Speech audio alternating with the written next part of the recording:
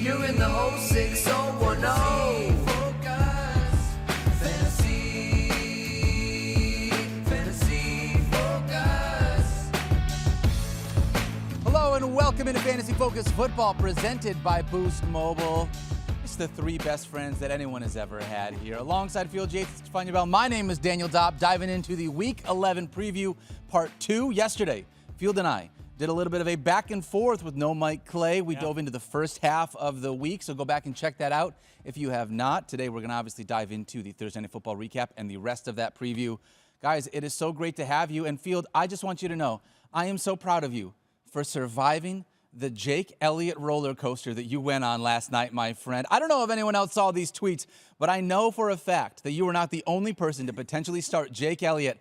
And I don't know what other word other than roller coaster is the right thing to use for this game and what you had to go through with this kicking situation. You know, Daniel, I did want to respond to some people because I'm trying to be disciplined and not looking at the comments when I say something on Twitter or any app that we're on these days. I'm trying. Because Jake Elliott, yes, he did miss a 50-plus yard field goal and a 40-plus yard field goal. Oh, and by the way, an extra point last night. Yes. So I posted, but prior to the extra point miss, but after the two field goals missed, was that, you know, while that did cost the Eagles 6 points, it cost my fantasy team 9 points. And I got several comments back. Several. I'm not going to lie. There were more than one who basically said something to the exact effect of, I hate when people tweet about things like this after missed field goals. And I would like to issue my official response to all those people. So all of you out there that said you don't like the fact that I'm talking about my fantasy team when a real-life kicker misses field goal, which, by the way, like I'm not blaming him. This stuff happens. But I have an official response to all the tweeters. This is not the Jake Elliott, but just to the tweeters out there. Go cry. I don't care because I care about my fantasy team. All right? So I lost 9 points, and I might be playing Stephania in the Fantasy Focus Show League. That's right. And that was 10 points that are off the board from Jake Elliott. That's tough. That's tough. I did not feel bad. You know what I did? I resisted the temptation to be one of those people responding. To respond to That's Field. That's it, yeah. I knew we were playing each other, and I was just like, I don't want to invite the fantasy karma back to me. That's very fair. I'm just going to sit quiet okay. and watch Field struggle on Thursday night, and we'll see how it goes. Well, anyways, you know who didn't struggle on Thursday Night Football was Saquon freaking Barkley. Let's just Amazing. really quickly say again, like, this dude is unbelievable. I was so frustrated. I tweeted in a group chat. Fell down at like the half-yard line yet again. Got vultured for another touchdown. 11th time this year. Again, hat tap to our buddy Rich Rebar, Lord Reeves on Twitter. He's a brilliant mind, does a great job over at Sharp Football Analysis. The 11th time it's happened because after Saquon gets touched down by like literally 18 inches short of the goal line, Jalen Hurts. Not a touchdown. Yep. He gets touched down, but not a touchdown. Yeah, so actually kind of an underwhelming night for fantasy purposes other than Saquon Barkley, right? As a matter of fact, kind of a bad night. Saquon goes off 33-plus fantasy points because he ends up finding the end zone twice in 20 seconds. Yes. 20 seconds. Touchdown, interception by the Eagles defense, touchdown 2 plays later by Saquon. He was lights out last night. He was brilliant, but Jalen Hurts saved by that 1 yard touchdown rush. Yes. Under 18 fantasy points for Hurts. I don't really have a different opinion of Jalen Hurts or Devontae Smith or A.J. Brown, but I will say this.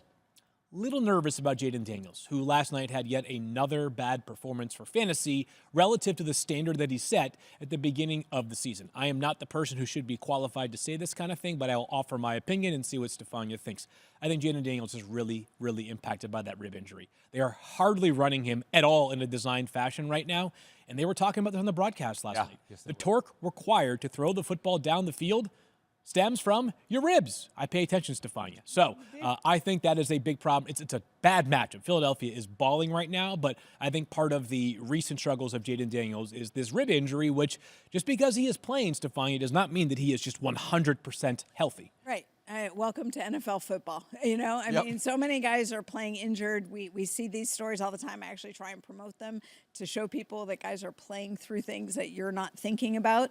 But Fields absolutely right. I mean, he's wearing extra protection, which is great. Carbon fiber? Yeah, they use it's basically, think of all these different materials that are designed to protect you against impact. But the point is, you're not worried about impact when you're throwing the ball. That's just the contraction of your abdominal muscles pulling on the ribs. So anything that creates movement there is problematic. And, you know, credit to him for being out there. That's what the team wants. and they're trying to find a way to get things done. Obviously, they came out in the short end last time, but it's going to impact you potentially for fantasy because they're going to take away the things that they know will be problematic, like some of the running. Yeah, and it wasn't just the running. Honestly, the passing game really struggled as well. Unless you were a running back or a tight end, you basically got zero volume from Jaden Daniels in this one. Right, and I wonder, and I think it's somewhere in between here. Is I talked about how Philadelphia has been great defensively of late.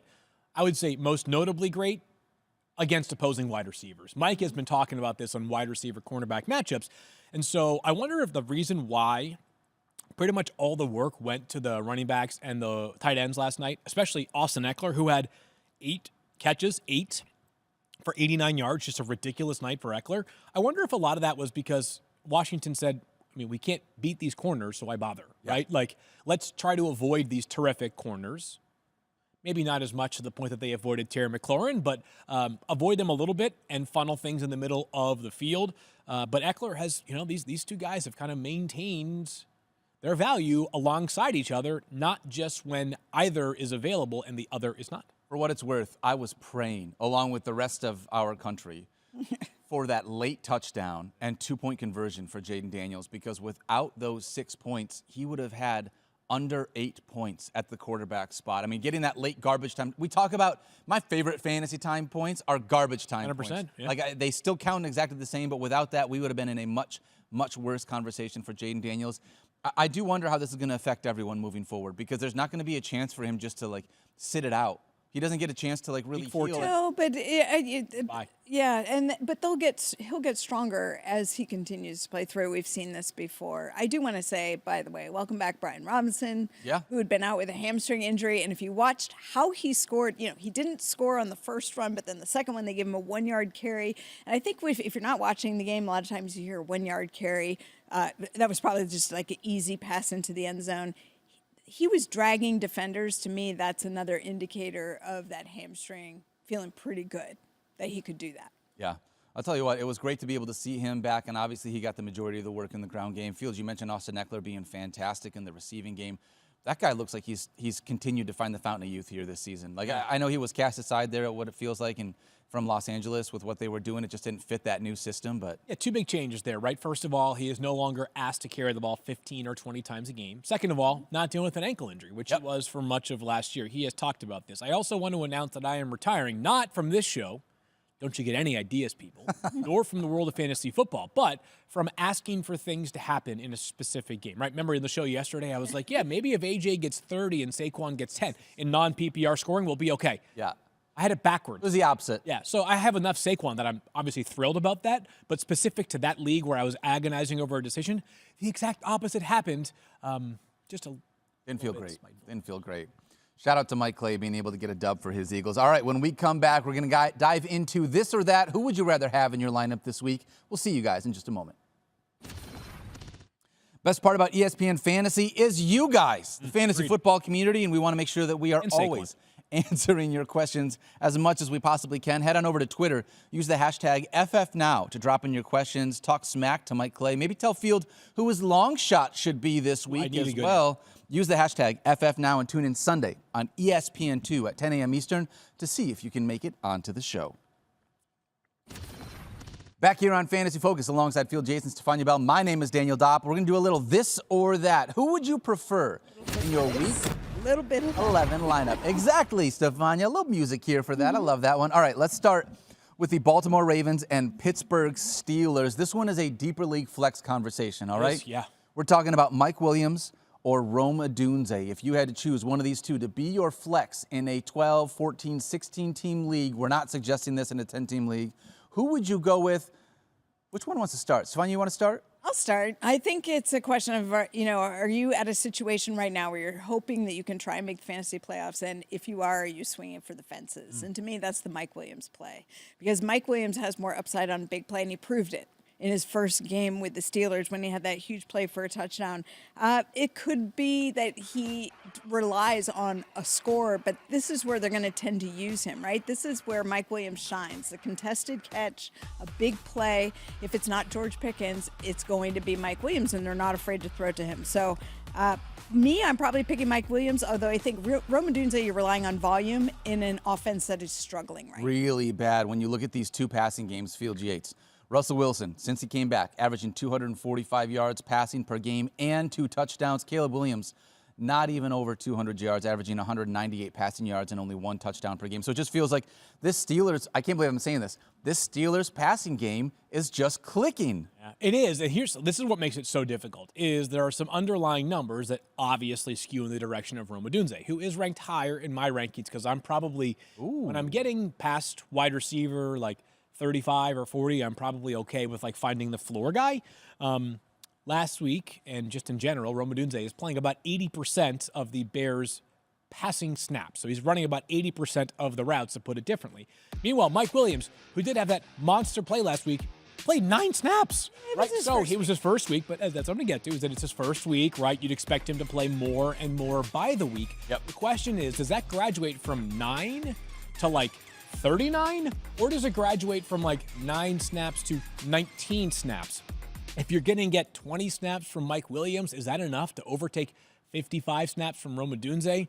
I think you're counting on a touchdown. It's the best matchup possible, and Stephania is 100% right. He is going to be a money player for them in the red zone. So there is a great chance that Mike Williams would only need like 3 catches to supersede Rome Odunze. It's just really tricky because if the Steelers say, no, what we want to do is just continue to rely upon the guys that have been here for longer, we're going to work Mike Williams in more and more in future weeks, then you might end up falling into a trap where he leaves with just 1 catch for 12 yards. Yeah, I get the point where it feels like Rome Odunze, like we've seen some really big games out of him, but just between the matchup against the Baltimore Ravens, who are giving up 1 million fantasy points to wide receivers, that passing game is just clicking a little bit more. I'm going to probably default to Mike Williams, although ideally, like I said, we're talking much deeper leagues for either one of these two for the flex consideration. Yeah, but the last thing I'll say on Odunze, just to acknowledge it, is that new coordinator. We'll see if this Bears offense changes. I don't know how much confidence you have, but this is a tough one here. It's not easy. All right, let's talk about Russell Wilson or Bo Nix. I mean, both of these feel like top 10 options. They both have really good matchups.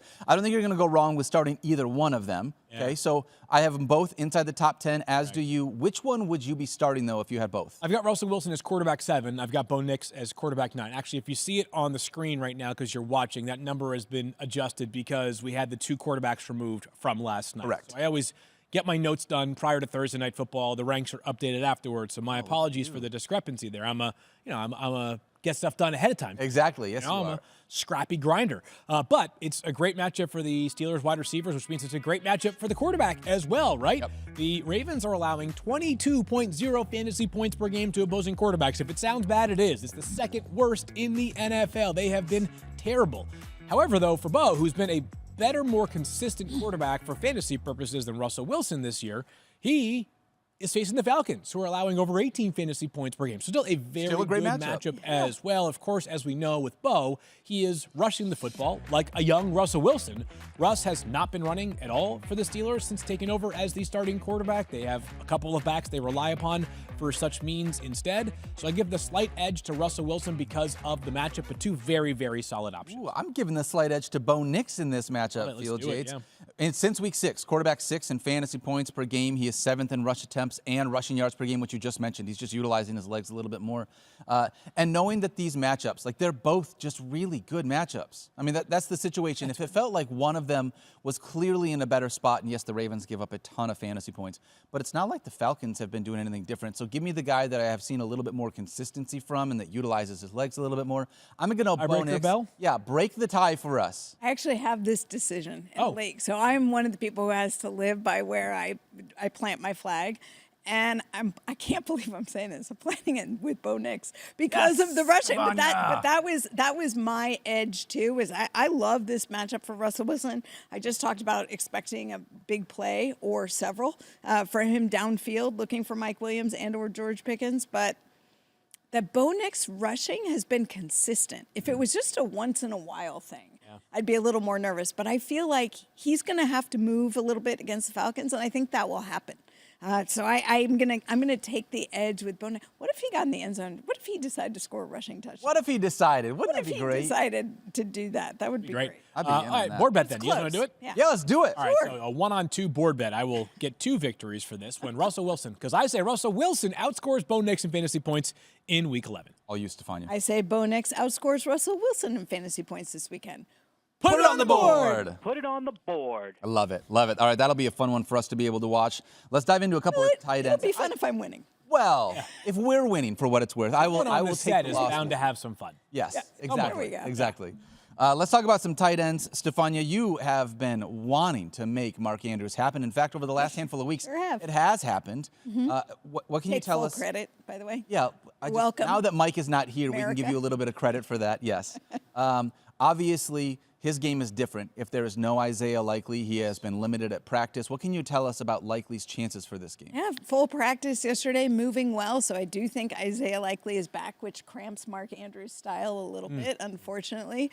But here's the thing. If you look at the pattern with Mark Andrews, it's really been that utilization within the red zone. And so that's where it's going to happen. Like, does his volume turn up? Do we expect this kind of consistent production out of him? I think everything has to set up right. I mean, they've been using the wide receivers a lot, and we'll talk more about their wide receivers a little bit later. But while I'm hopeful, I don't know that I'm convinced. So I was tapping the desk because you had a Steph Curry wide open 3 opportunity there. What did I miss? Isaiah practiced in full yesterday. He is Therefore, likely. to play Yeah, on yeah. Sunday. Huh? I know. I just feel like that's been used a lot. No So such. No. When has Fantasy Focus ever been one to not beat Not a beat phrase it, or a right. joke into the I ground? guess you've never done a show Our with Matthew brand. Berry before. Apparently, that's never happened. Maybe I've just I been miss you, so buddy. jaded. Ferguson's hurt too, though, right? I mean, limited Yes. in practice, so Yeah. it's not Here's like the thing. who you going with? If you had to tell me that you had Mark Andrews in the role that he's been in an offense that's scoring 30-plus points a game, or Jake Ferguson with Right. Cooper Rush under center, Right. I'm still going to take Mark Andrews even if Isaiah Likely plays. I have to get back to the question. I was just talking about Mark Andrews in general, like the perspective. But That's to fair. answer That's the fair. question, yes, Jake Ferguson, who's been dealing with an illness and also dealing with Cooper Rush. So there's that. Okay. I am going to go with Mark Andrews as well, and it's exactly what you guys just talked about, both of you. Just like, do I want the like? I don't know that Mark Andrews is going to have 7 catches, but it feels like if both of them had 4 catches, who has the better chance of finding the end zone? Yeah.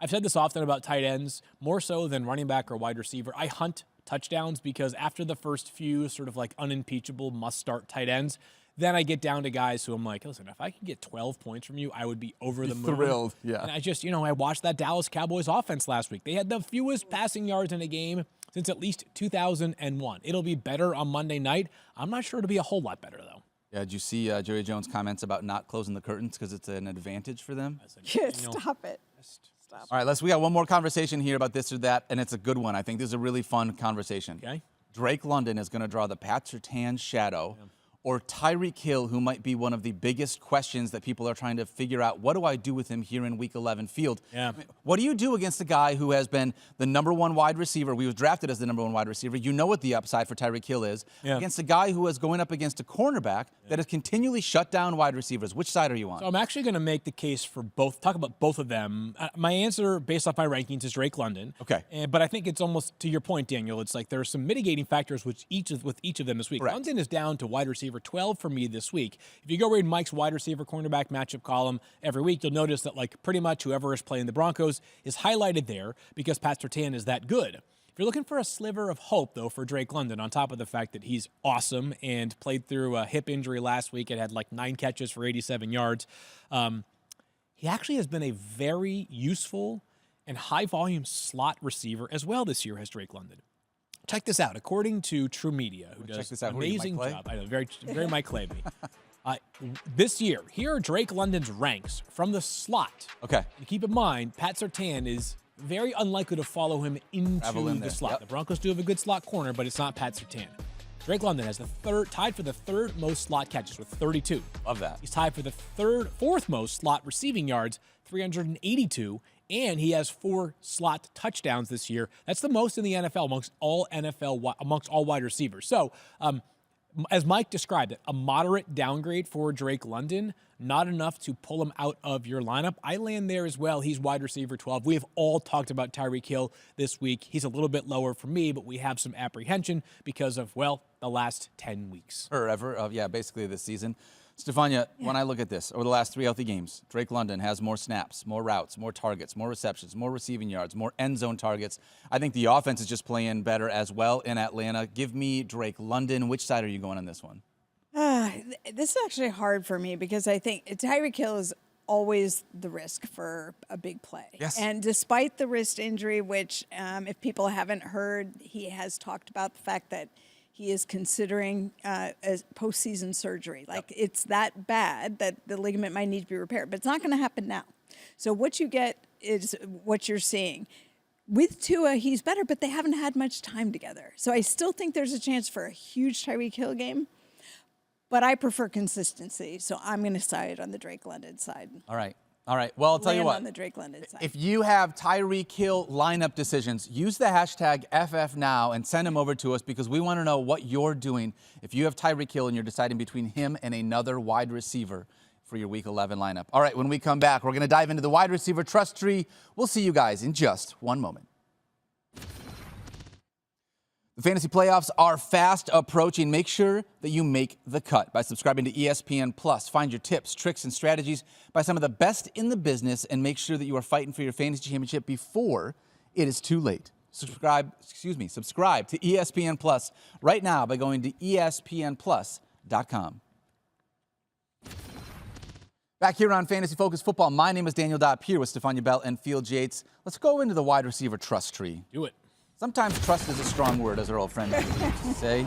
Stephania, I want to start with the Seahawks and the 49ers. Before we talk about the wide receivers, just a quick CMC update. Any reason why we would be nervous about his second game in? We good to go with his health? Everything there is okay? No, not based on, number one, how he looked. Number two, the volume of work that he had out of the gate. And number three, the fact that that volume of work did not appear to send him back. And in fact, he told reporters that he feels great. And he looked and sounded as confident as I have seen him in weeks. Obviously, we hadn't heard from him for much of the early part of the season. But I think getting that first game behind him and knowing that he handled it and came out just fine, that's what everybody was holding their breath for. Why are you laughing? Kyle can't help himself. Did you hear the quote from Kyle Shanahan at some point this week? He was talking about Christian McCaffrey, and he was talking about his play in the first half, and he was like, yeah, I felt like he was out of the game for like 100 plays in the first half. He missed 4 snaps in the first That's half. it. Stop. That's how I much. think he only missed 8 snaps in the whole game. The whole game? When they were on the field. They just had, if you looked at the timing, they had a stretch where offensively they were off the field because time of possession. But yeah, if you go back and look at it, the volume, I think it was 88% of the plays. So yeah, Christian McCaffrey is there to stay. Good to go. Yep, he's there. He's good to go. All right. Well, this is an offense field, Yates. Brock Purdy has the second most passing yards per game in the NFL, which seems like it would be okay for his pass catchers. We got George Kittle, obviously, is a top 5 guy in this one. When you look at the pass catchers in both Deebo Samuel, Juwan Jennings, and now Ricky Pearsall, who came on nicely last year, how are you ranking them for Week 11? Wide receiver 18 for Deebo Samuel, a little bit lower than where he has been of late. Keep in mind, when Christian McCaffrey was out, we saw a bit of Deebo as a runner. On top of that, volume was down a little bit last week, in part because Juwan Jennings back in the fold. He's my wide receiver 24, quite a bit higher than where the rest of our rankers have him. I'm going to save some thoughts on Juwan Jennings for later on in the show. We call that a tease in the industry, my friends. And Ricky Pearsall is wide receiver 49 for me. Good player, obviously. Great story, obviously. But back-to-back games with only 4 catches. If he's going to get that kind of volume in an offense that I think he is conservatively the 5th option in, right, between Deebo, Juwan, Kittle, McCaffrey, probably target 5 is Ricky Pearsall. Hard to have a ton of confidence. He should be a lineup lock, but in a deeper league, no doubt he is on the radar. I mean, gosh, when you actually go out and you list it that way, you want to be so much more excited about Ricky Pearsall, but he's in talented fantasy, enough, he could do he's it. super talented. Yeah. And I know that you said that coming out of college, like he had a very good draft profile for everything. But behind Deebo, behind George Kittle, behind CMC, behind Juwan Jennings, and now so being the fifth option in this offense just feels like you're really throwing a dart if you need it. Obviously, that dart can pay off, but it's a much farther on down the rankings. I'm with you on how you have these guys. I would say this, just keep an eye on George Kittle, because when he came out of last week's game, they talked about the fact that his hamstring was bothering him, and then he was held back this week early because of the hamstring. I think he's still on track to play this week, but just keep an eye on it. And if there's any concern that might shift his volume a little bit. Okay. Juwan Jennings also added to the injury report yesterday in a limited capacity. We'll track that one today, but didn't sound, at least as of when I checked this morning, like it was, something particularly alarming. Yeah. All right, let's dive into the next game here. Jacksonville Jaguars taking on the Detroit Lions. Stephania, it kind of actually felt like the majority of the skill position players for Jacksonville, they were all on the injury report at one point this week. Do you have any updates on Jacksonville that we need to make sure that we know about? Well, I think starting with under center, Trevor Lawrence, it seemed like it came out of nowhere with the shoulder injury, and then Mac Jones started, and it sounded like we were just thinking Trevor Jones would be done for the year. But while he's ruled out for this week. You just did? What? Trevor Jones? Did I say that? This is what happens in week 11, my friends. Totally. There's going to be nobody at quarterback. This just by the end of it, it's going to be. Brian Thomas is going to throw and catch that's by it. himself. No, but Trevor Lawrence, apparently, Doug Peterson said he has a chance to be back after their bye in week 12. So this might just be a temporary thing. So that's what Trevor Lawrence said. But for this week, it is Mac Jones who's going to be throwing the football. And we expect Brian Thomas to be out there. He's been dealing with this chest injury off and on. Okay. He's been limited both days. Gabe Davis also limited in both practices so far this week. Also, Tank Bigsby did not practice either of the first two games. Yep. So Very iffy to play. There's been a lot there. Might be the one that I'm most concerned about. They've really struggled to keep their two running backs healthy. Yeah. Between Travis Etienne and Tank Bigsby. I don't feel like we've seen either of them at full health at the same time, maybe since week 1. So I want to try and find the silver lining here. If you've got Jacksonville Jaguars that you've got to consider starting, okay? And the silver lining is, and this may not sound like silver lining, but for fantasy football it might be, the Lions are 14-point favorites. Yeah. I mean, you're expecting the Jaguars to just get crushed in this one, which means for these pass catchers, Mac Jones may have to throw the ball a ton. And for Brian Thomas or Gabe Davis or Evan Ingram, who we'll talk about potentially a little bit later on in the show, you're in a spot where you just care about potentially getting some volume there. Field, if you were going to throw a dart at one of these two wide receivers, would it be Brian Thomas Jr., or would it be Gabe Davis for you? Because I'm on the Brian Thomas bandwagon over Gabe Davis. I am on the Brian Thomas bandwagon over Gabe Davis, but I have some serious concerns about either of them. Me First too. of all, this offense just was hardly functioning last week. On top of that, 21 targets for the entire Jaguars team last week. 14 of them went to tight ends or running backs. Yep. So just one for Tank Bigsby. I'm sorry, for Travis Etienne. Travis Etienne. Everybody else, no such luck.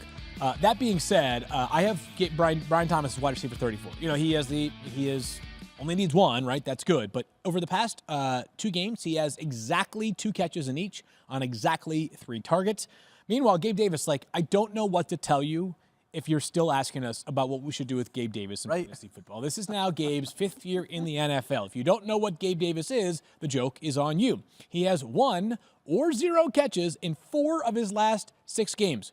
1 catch or 0 catches in 4 of his last 6 games. If you play him, could he go off? Yeah, he's got a 2-touchdown game this season. If you play him, could he go off for 0 catches? Also possible. Start him at your own risk. Yeah, I got to be honest. It just feels like neither one of these guys are guys that you want to start. Brian Thomas Jr., top 30-ish for me. I think he's right outside my top 30, but ideally, given Mac Jones, it doesn't feel like this is going to be a great one, unfortunately, for this Jaguars offense, unless maybe you have Evan Ingram, who's just going to hopefully get peppered with targets in the short range there. Yeah, we talk about these games where teams are favored by 14 points. I think it's 14.5 or 13.5 over at ESPN Bet right now. And it's junk time should be in play for the Jaguars. Yeah, yes, that's definitely possible, and that would be glorious because it would probably get these guys to where you need them for fantasy purposes.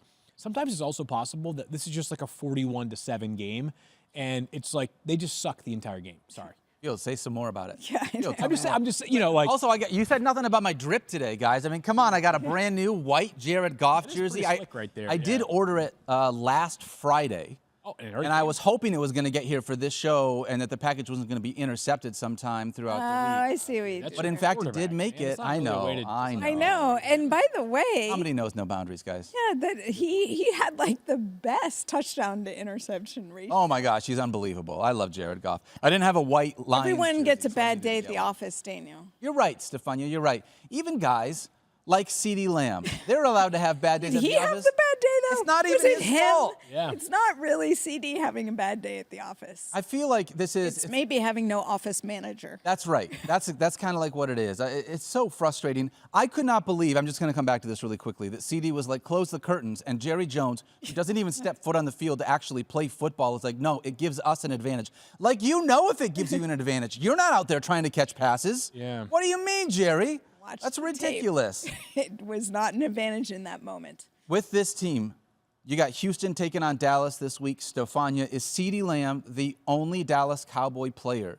that you think is worth starting in this one? Let's stay with pass catcher. We'll talk maybe a little bit more about somebody else. But like, is there anyone that you would want to start other than CeeDee Lamb?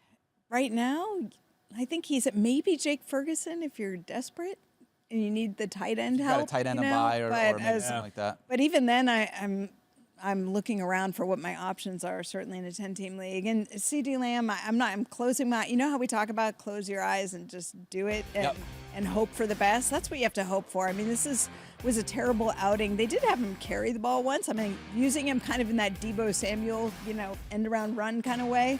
Maybe they should do some more creative things like that because the run game isn't there. So let's try using CeeDee Lamb as much as you can, at least help the fantasy managers out. Feels like he should be getting all the volume in this one. Like, Yeah, and guess what? It's a night game on Monday night, so there's no sunshine to get in the way. Oh. You have that going for The it. game is also in Houston, if I'm not mistaken. So you got, is it in Dallas? I thought it was in Dallas, but maybe I'm I wrong. could be wrong. I could be wrong too. I have no idea. At Anyway. least we know in Houston there's no curtain. Yeah, I was going to say, bottom line is the sun won't be an issue. I do think Rico Dowdle also. It is in Dallas. There we go. Okay.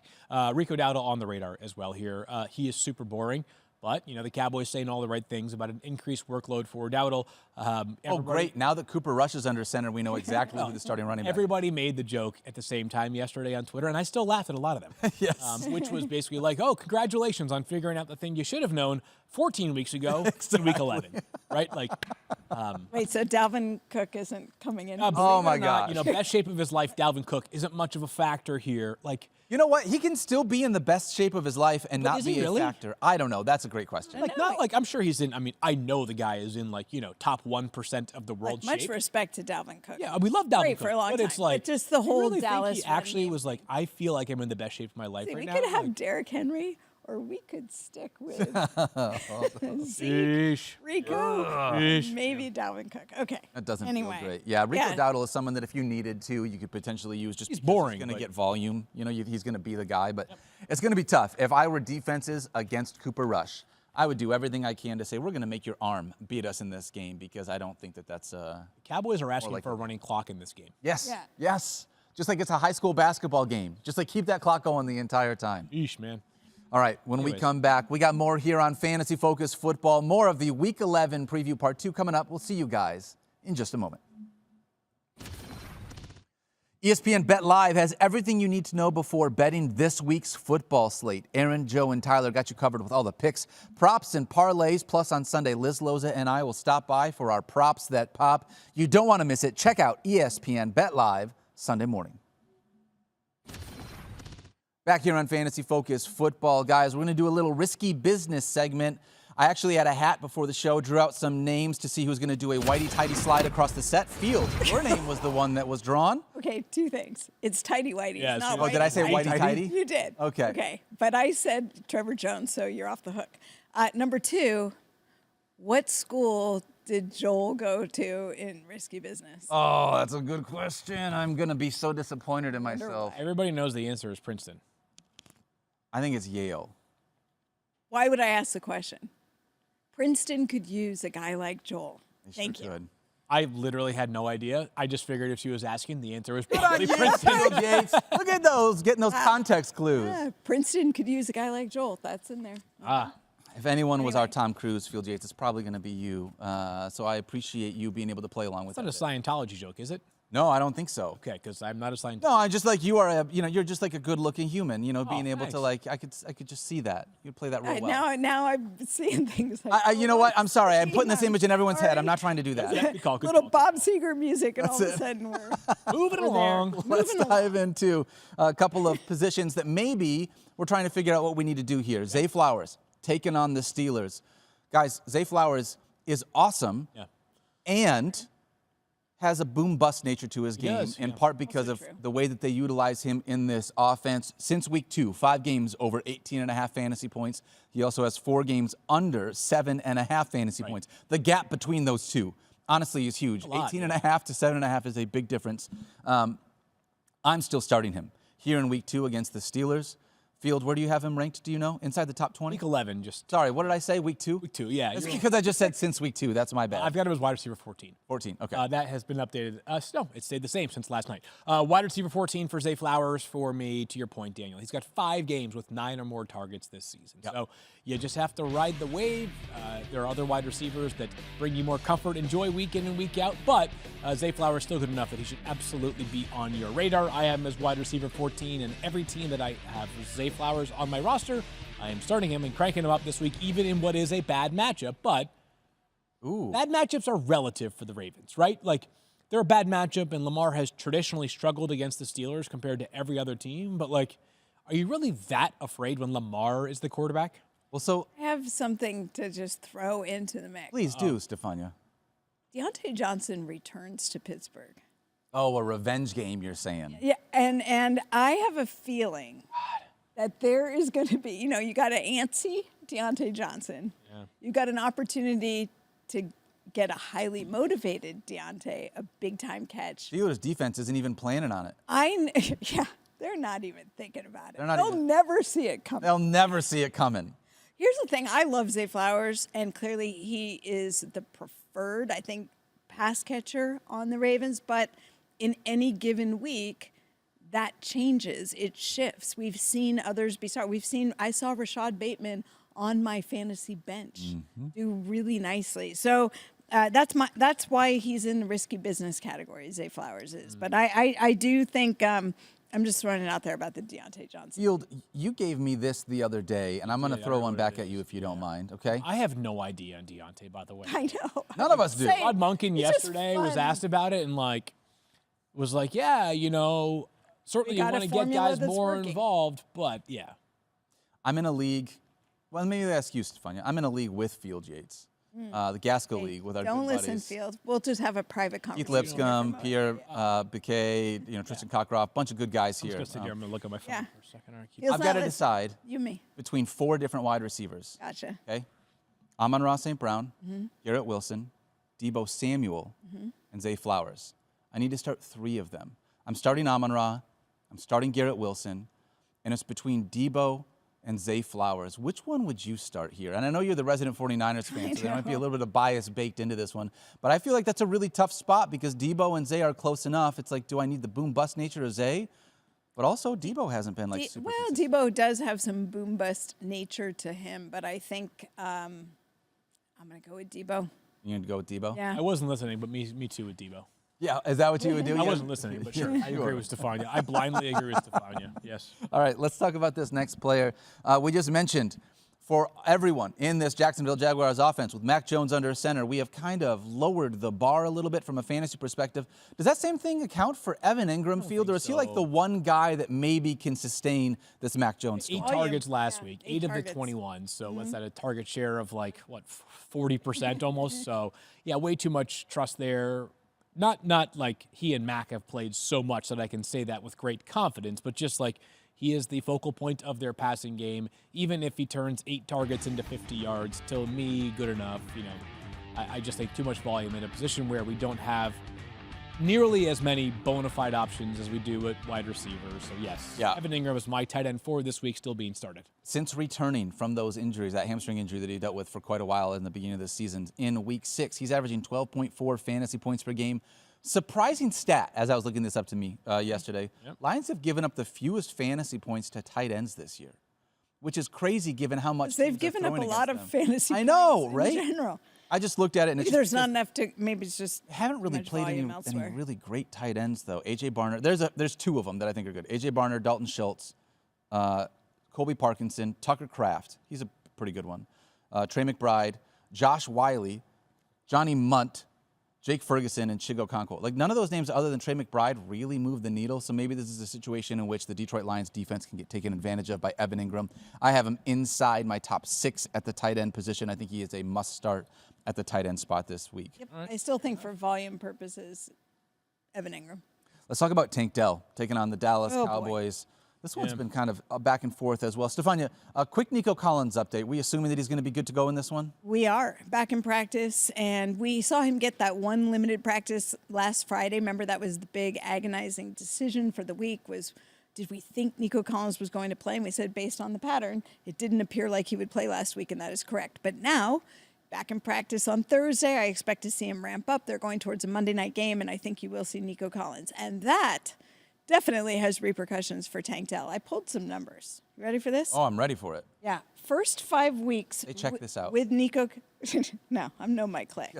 First 5 weeks with Nico Collins. Here's Tank Dell's fantasy points: 8.9, 2.3, 11.2. That was a decent week. Then 0.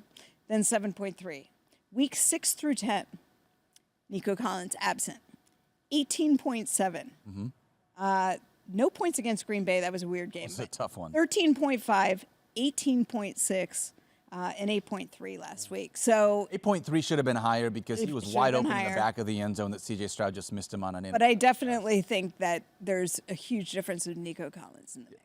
I've got him as wide receiver 30. I wonder if this is a little bit of like not too hot, not too cold, but just right for Tank Dell. What I mean by that is while Stephania's numbers are correct, There's also Stephon Stephon Diggs Diggs, was right, I available, right? understand. So he goes from wide receiver 3 early in the season to wide receiver 1 of late. Maybe wide receiver 2 is where Tank Dell is at his best within the structure of this offense this year. So the downside is that, you know, despite being a really talented player and despite having a tenure as both wide receiver 1 and wide receiver 2, right? Because there was a time where it was no Nico, but yes to Stephon Diggs. He has just one game with more than 62 receiving yards this season. So wide receiver 30 is sort of on the fringe of being a starter in my rankings. So definitely prefer him when neither Nico or Stephon Diggs are available, but not a total cross-off by any stretch. Very talented player, and this game could be ugly as well. You know, Dallas, I think, is fine in the back end of their defense, but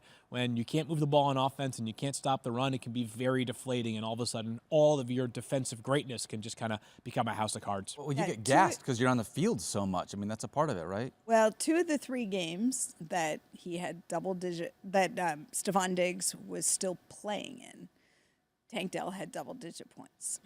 Hey, So even that. despite Stephon Diggs being present. So definitely, I feel like Nico was his biggest barrier to having those fantasy points, and he's coming back. I got Tank Dell as wide receiver 28. I do want to say this, just to throw it out there. And maybe throw you it guys out there. can, Do it, you know, do it, do it, do it. disagree with me if you want, but it kind of feels like, is C.J. Stroud really the superstar that we thought he was? Ooh, man, I'm not prepared to have that conversation. I believe he is. Yes, I think so too. Yeah. I mean, Only 2 games. I'm going to say some numbers too. Check this out. Fantasy superstar or real life superstar? Fantasy Yeah. superstar. Okay, fantasy Okay, superstar, I'm that's- willing to have a different conversation. yeah. Only 2 games over 285 passing yards this year. 2 games. He had Stephon Diggs, Nico Collins, and Tank Dell all at his disposal. And last year, I felt like he was out there slinging it quite a bit more than we've seen him do. This year, only 3 games. Of his 10 games played, only 3 games with 2 or more passing touchdowns. He's had so many 1 or no touchdown games this year. For C.J. freaking Stroud, with Nico Collins and Tank Dell and Stephon Diggs, and I know that we've gone through this injury situation where he's missed some guys, but he hasn't missed all 3 in one go. I mean, he's always had somebody there. It just feels like only having 1 20-point fantasy game this year, and in part we talked about him needing to utilize his legs a little bit more. Yeah, We've seen him run a fantasy and smidge real life more. superstar. I think is a different conversation because I think last year he was fantasy star, fantasy not superstar. Not superstar. Because we talked about this even last year. Like for all the greatness, it wasn't like he was throwing up a bunch of top 3 weeks, right? It was a bunch of like quarterback 7 to quarterback 12 Correct. weeks for a guy who was playing with a limited deck of cards at his disposal. Remember, like Noah Brown being like a leading receiver for them at times last year, right? This is, I think, a fantasy solid right now with a chance to become a fantasy star, maybe capped there and not quite at the fantasy superstar level because limited rushing factors. I agree with all those things. And I think just to put it in a little bit of real football context, they've made moves at their offensive line because of how harassed he. I think he got sacked 8 times a couple weeks ago, and they shifted some things around. And part of that may be tied to the fact that he's not a runner, so they know that he's not going to take off running. That's not his game. But I think that and the loss of Nico Collins after he'd become quite dependent on him. Yeah. Those are real life adjustments that ultimately have fantasy impact. All right, let's move ahead and talk about potentially the best tight end in fantasy football. Travis Kelce taking on the Bills. The reason why he's in this risky business segment is just because the Bills have done so well against tight ends this year. They've only given up 1 touchdown. I think the Bills win this game. I'm just going to say it. Whoa, Stephania, really? Yep. Yeah. Wow, guys, I took the Kansas City Chiefs in my pick. You're wrong. Yeah, nice. All right. Well, listen, If the Bills lose, the number 1 seed's over. It's over. Yeah. It's theirs. It's the Locked Chiefs. up. Just Right. book your vacation during week 1 of the playoffs, Chiefs fans. You can't keep teasing defeat and getting away with it. And that a doink off a kick to win, that's done. So Travis Kelce has really emerged, I think, the last few weeks back to the Travis Kelce that we've become accustomed to. crazy volume Which over is those 3 weeks. right, the volume. And I expect that to continue, but I think this is a tough matchup, and I don't think this is Travis Kelce's best day. I still have him as tight end 1. How about this? Where do you think he ranks now in terms of catches in the NFL, factoring in that he has already had his bye, so 1 fewer game than some of the best in the business? Field, I would say he is number 1 at the position. How about overall in the NFL? Overall in the NFL, including no. wide receivers, Of all pass catchers? I would say 7th. Wow. I wouldn't have thought he was in the top 10, so you're going to shock me with this answer. Fourth. I wouldn't have thought that. So 4th in catches with a bye, 10th in targets with a bye. So on a per game basis, he's even higher than that in both categories. So just too much volume. Totally gets you. Bad matchup. Maybe it's a slightly worse week, but we're at the point now where Kelce is just the focal point of the passing offense, he especially really is. in the middle of the field. Give me Kelce to have another usable week. Not worried. Yeah, when I say not a great matchup, let me be clear. It's not like I'm going, I'm going to bench Travis Kelce. No. I'm looking for something else. But I just don't think that after a couple of games where we've really seen him re-emerge, a resurgence of Kelce, if you will. Kelsey's been doing his best Rashee Rice impression over the last couple of weeks. All right, let's talk about Breece Hall. That's one here, yeah. And the Colts. Honestly, this one is so tough for me. I like figuring out Breece Hall because this kind of comes back to the conversation we've had a couple times, right, Yeah. with you two.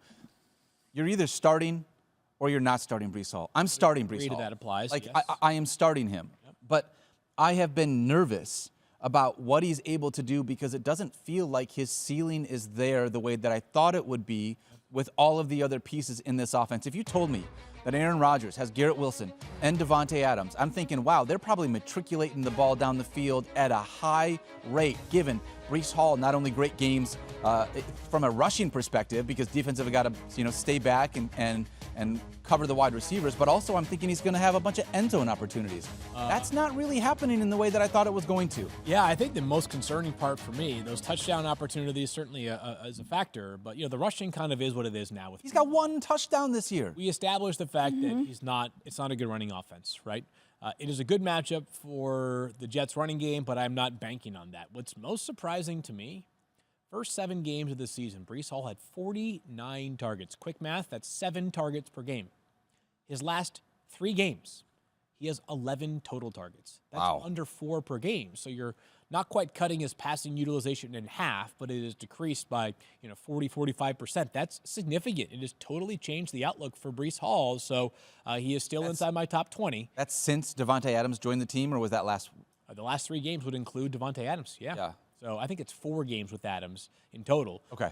But yeah, it's just been not nearly the Jets' formula this year of relying upon Breece Hall in the passing game as much as we saw last year and even to throughout the first half of this season. So he's still startable to me. But that's why, we were ranking Breece Hall as like RB2 or 3 most weeks early in the season. Now we are not because of how this offense has changed. It's so strange because even last year, he was heavily involved in the passing game, and we thought even part of that might be with him coming off the ACL injury, just much more utilizing the screen game, not as much on the ground. But if you look at the end of the year, how he finished the season, it was heavy on the ground. Yep. So they knew what they had in him. I feel like this offense is just hard to gauge all the way around. Yes. I mean, other than knowing that Aaron Rodgers is going to look for Davante Adams, I feel like I'm frustrated on behalf of Breece Hall. Yes. Like, he's a better player than how he's been utilized in the offense, which makes him frustrating for fantasy purposes. I'm frustrated on behalf of Jets fans that thought that there was going to be something to root for in this season, and it just feels like they're technically they still have a shot. Sadness. It's not it's frustrating. sad. No, yeah. They're resigned. Darkness. Just be sad for them. Yes, darkness, like a retreat. I'm waiting for the paper bags to show up like I'm used to as a Lions fan. I feel like we might see some of those. Ooh, boy. It's going to be tough. It's going to be tough. What do you call yourselves if it's the Saints were the Aints in that era where they wore the paper bags? What are the Jets? That's a great. I'll have to think about on that one. Yeah. I had a couple of things that came to mind, but they're not safe for internet TV, so I'm going to hold off on saying them. All right, when we come back, we're going to dive into a couple of quarterback questions we have in Week 11. We'll see you guys in just a moment. Get your lineup questions answered every single Sunday on Fantasy Football Now by using the hashtag FFNow. Join the FFNow crew at 10 a.m. Eastern on ESPN2 to make sure that you are ready for an incredible Sunday of NFL action. Just in case you did not get that, it is hashtag FFNow to get involved in the conversation. Back here on Fantasy Focus Football, my name is Daniel Dopp, along with Stephania Bell and Fields Yates. Guys, let's talk about the Bengals taking on the Chargers. Stephania, I want to start with you, because last week we did not see T. Higgins. He's missed a handful of games this year. Yes. What are we going to think about him in Week 11? Should we plan on having him or make plans to not have him? I think it appears as if he will be playing. So Okay. I do think we get the return of T. Higgins this week. But again, we'll see after the Friday practice session. We record this before that has taken place. But I feel like the people there also believe that he is trending towards playing based on what's happened in the past, too. When he had the hamstring injury previously, not the quad. I saw the most nuanced and spectacular analysis I've ever seen of the world of fantasy football on Twitter yesterday, and it's bothering me that I can't think of who was the person that posted this. So I'm giving you the credit, whoever this was. And if somebody sees this post and can send it my way, please do. Thank you. It was an analysis of T. Higgins attacking the hill that leads up to the Bengals practice field, because they have this relatively steep hill going up to their practice field. And in games in which T. Higgins has been on the injury report but expected to play, he has attacked that field with an enthusiasm known to mankind. However, in the games in which he has been on the practice report but either iffy or not going to play, he's kind of just casually walked up it or avoided that hill entirely and maybe gone to a set of stairs that is further down but eventually gets you to the exact same spot. He hit that hill hard this week, baby. He was crushing that. You know, that's good analysis. That is Field. good. So I deeply apologize for not recalling who it was. Was it James? That tweet. Was it James? James Rapian? Yeah. James has been providing the videos. Okay, James got does it. a It great may have job been covering Andrew the Cooper. If it wasn't Andrew Cooper, there have been a handful of people that have posted it, but No, this is like someone actually did a breakdown. Oh my Like goodness. somebody actually went through T. Higgins' stare video and showed exact specific evidence, citing the videos from the great reporters on the scene. Oh gosh. Okay. I'm So, gonna again, have very to nuanced. dive into Twitter, which is dangerous sometimes. I But know. I'll see if I can also find that, because now I'm in I'm on T, interested. just for the record. Yeah. All right, let's talk about on the other side of this. Justin Herbert. I mean, he's been really good the last handful of weeks. The question is he back in the QB1 conversation? Last 3 games, 24.1 fantasy points, QB7, 19.5 fantasy points, that was QB11, and 19.8 fantasy points, that was quarterback 7. The fact that 19.5 and 19.8 give a forward, sometimes it's just don't worry about where they finished on the week, just look at the output that they gave you. Yeah. 19.5 points or more in 3 straight weeks against a Bengals defense field that can definitely be beat by quarterbacks. Fourth most fantasy points allowed to quarterbacks this season by Cincinnati. You guys all watched them last Thursday night. They are not good in the back end of their secondary. We talked about Herbo this week as well. trending up a little bit. Not just did we get the designed rush for Justin Herbert from the 4-yard line last week. That's a good thing, right? But the volume with this passing offense increasing a bit as well. 27-plus passing attempts in 5 of his last 6 games. 0 games with 27 passing attempts in the first 3 weeks. And maybe for the first time all season, this team might find itself in a shootout. They have yet to allow more than 20 points in a game this year. Cincinnati is probably the best offense that they have played. Give me Herbo as I've got him as a quarterback, I believe 7 for me. Yeah, I've got him inside my quarterback top. 6, excuse me, sorry, with the players removed last night. I've got him top 7 as well. My biggest thing that I'm trying to figure out with Justin Herbert is which nickname to use because Beast mode is already out. Well, that's Marshawn Lynch. Yeah, you can't call him Mr. Beast because that's already like a guy that's very famous. Mr. Beast. Mr. Beast is like a famous. I'm kidding. Okay. He's like the most famous person in the world. That's what I like. There's too many. Like I don't know what to have other like nicknames. Yeah, I think Beast works. I mean, there's been a mind meld between him and Jim Harbaugh. Oh my gosh. And it's been a sight to behold, and I've been enjoying every second of it. I think what's really Silent Beast. interesting is that ever since their bye week in week 5, and he came back healthier, his fantasy points have gone up consistently. You had the last 3 weeks, but even in weeks 6 and 7, he was already at about 5 points ahead, at least, of where he had been averaging in the weeks prior to the bye. So a healthier Justin Herbert. As Fields said, they're going to be in a shootout. Cincinnati puts up a ton of points, and I think that, you know, no matter how San Diego, boy, I've done so well with that for so long, but California girl that I am can't separate. Anyway, the Chargers have done. I think they could present a challenge in certain ways, but Cincinnati's still going to score. They're going to have to come back. Justin Herbert's going to put up the ball. I think he's got. This is going to be a good game for Justin Herbert, I believe. I love seeing this because part of, and I just want to like really quickly, and we'll move on and do the next topic here. But like we coming into this season, it was like, you know what, Justin Herbert's not a guy I'm even interested in fantasy football. Not in this Jim Harbaugh like run heavy like offense. Not coming off of some of the injuries. He doesn't really have like the wide receiving core that you want. He's been absolutely unbelievable. He doesn't look back to like the MVP quality Justin Herbert that we saw prior, although he doesn't have the cast around him that he did.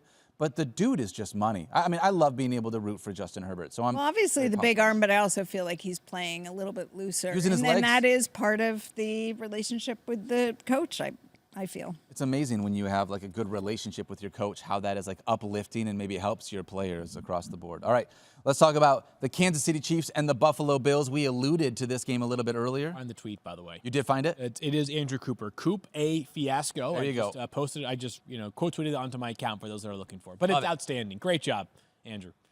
Stephania, we got a couple of injuries we got to dive into. We sure do. We knew that Keon Coleman was going to miss this game. That has been finalized, but we also have both Dalton Kincaid and Amari Cooper. At least as far as I know, those are the two that we are monitoring. Is there anyone else other than those two, and what can you tell us about those? No, and I think, unfortunately, this is a big Friday practice. Wait and see. I will say Dalton Kincaid does not appear likely to go. He had that knee injury last week. He went out and he talked about trying to go back in, went in for a few snaps and said he wasn't able to move and protect himself, has not practiced yet. And I think the sense is that he's unlikely to play.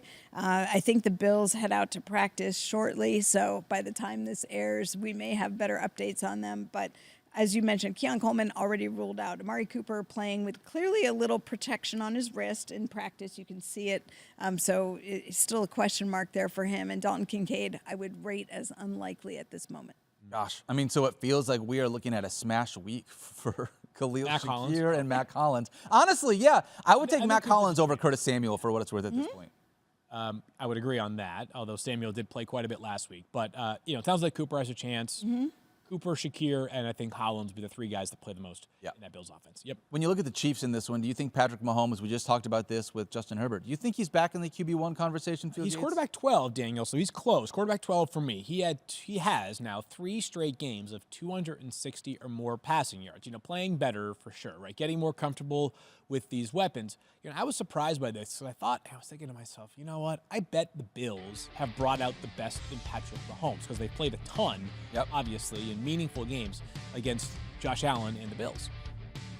Not quite as much as I thought during the regular season, more so during the playoffs, which the Bills have never defeated the Chiefs in the playoffs. They have gone 3-1 against the Chiefs in the regular season since these two quarterbacks became the starters. I thought it would be better, so quarterback 12, on the borderline there of being a top 10 option this week. But still, as we know, Pass touchdown volume hasn't been great for Patrick Mahomes. It's a good Bills defense, not running a ton, enough, but not. This is not, one of those guys that's going to be a great bet for 50 yards rushing like Lamar or even, Jalen Hurts, etc. So, yeah, quarterback 12 for me. He's trending in the right direction of late, but not to the point where I am absolutely unequivocally feeling great about it. He is now quarterback 10, by the way, with those. I keep saying this, but with the Thursday night football removed. Yeah.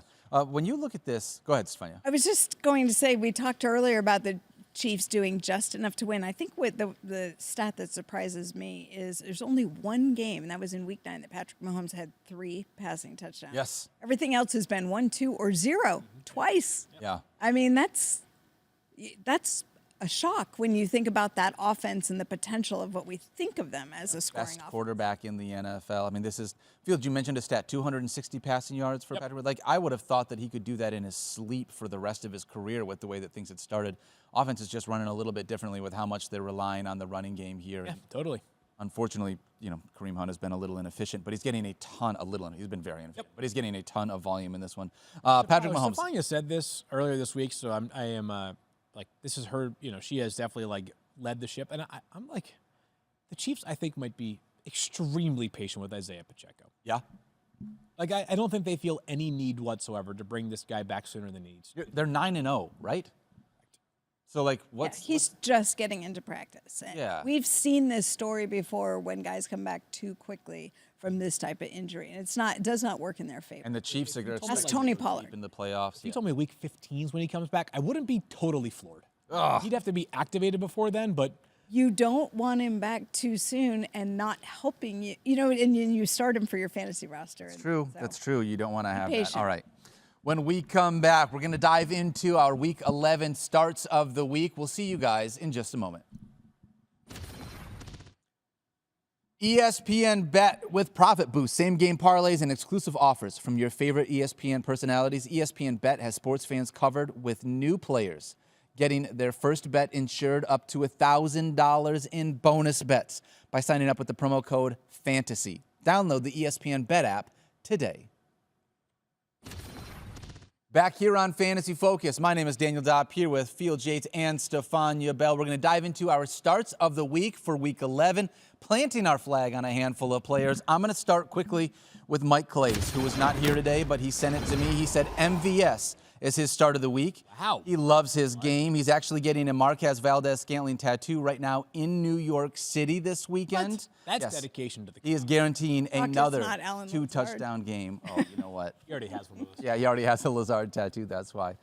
If I'm going to give one, I'm going to go first, if you guys do not mind. Go ahead. I'm going to go with Cedric Tillman. I mentioned him a couple of times this week. I still love Cedric Tillman going up against the Saints. I understand that matchup, but if you forget, he's coming off a bye. I think a lot of people forgot about him coming off of that bye. Previous 3 weeks, he was wide receiver 1 in fantasy points, wide receiver 3 in targets, wide receiver 2 in receptions, wide receiver 4 in receiving yards. He had at least 18.5 fantasy points, and even though this may not be a super high-scoring game, I guess I'm just going to have faith that Jameis Winston is going to be the Jameis Winston I expect him to be, to just unleash it deep. That's just part of what he does. By the way, Jameis going back to take on the New Orleans Saints.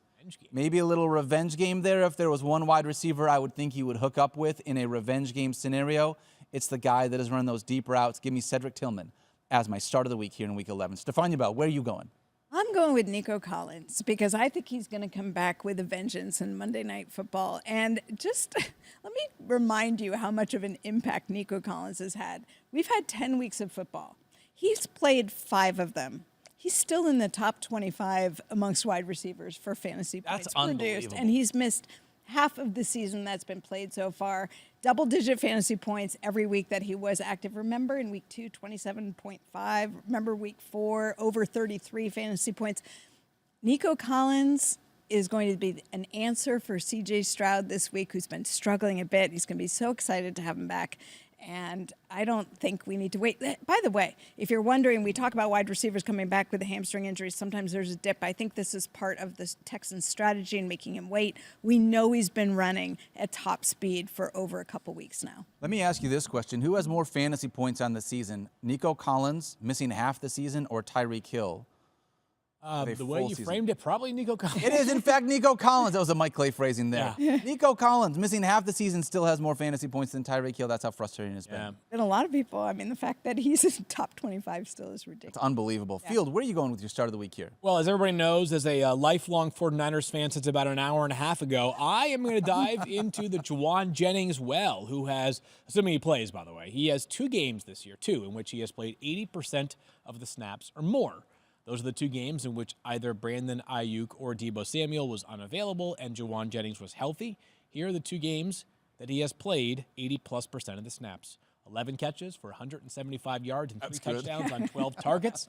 7 catches for 93 yards. No touchdowns, but 11 targets last week. Brock Purdy, Juwan Jennings, boys. Love each other. Fellow 7th-round picks. These guys understand the chemistry that is required to be the start of the week. Give me Juwan Jennings with a monster day on Sunday against the Seattle Seahawks. As Stephania Bell's 49ers improve to 6-4, whatever the number would be, 6-4, and tie the Cardinals for a top of the NFC West. It matters that we beat another NFC West opponent. And by the way, I'm just glad it's not me picking the start of the week from the 49ers, because I've been known to be a little bit biased. We've been there. We've been there before. All right, listen, that's going to do it for us today. Thank you so much for hanging out with us. Today's show is presented by Boost Mobile. Don't forget to love each other. Be kind to yourself. You deserve it. Enjoy the weekend. Make sure that you get your lineup set. Sorry if you got Saquon on Thursday Night Football. But check out Fantasy Football Now, ESPN2, 10 a.m. Eastern on Sunday morning. We'll see you guys then. See ya.